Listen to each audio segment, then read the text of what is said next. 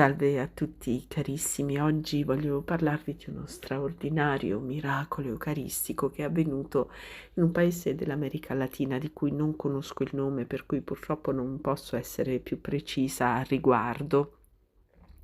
Si tratta di un miracolo che ha interessato l'Eucaristia durante la Santa Messa, mentre il sacerdote stava consacrando l'ostia santa.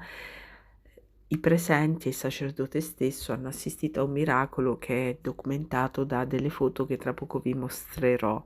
Dalla Santa Ostia sono incominciati a uscire dei raggi di luce e un miracolo molto simile era accaduto anche a Medjugorje, quando durante un Padre Nostro, la recita di un Padre Nostro, dal Santo Tabernacolo aveva incominciato ad uscire una luce fortissima. Ecco, dal Santo Tabernacolo si era sprigionata una luce fortissima. Questa volta invece siamo di fronte ad un'ostia consacrata da cui diciamo così sono sgorgati dei raggi meravigliosi.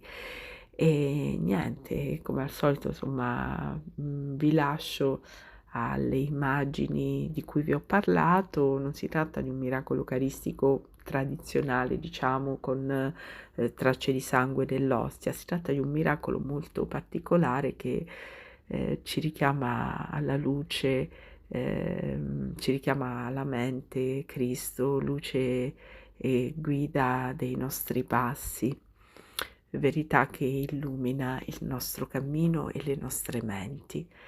E vi ringrazio tantissimo per l'attenzione che mi avrete prestato e vi lascio a queste immagini molto molto commoventi. A presto carissimi. Kumbaya.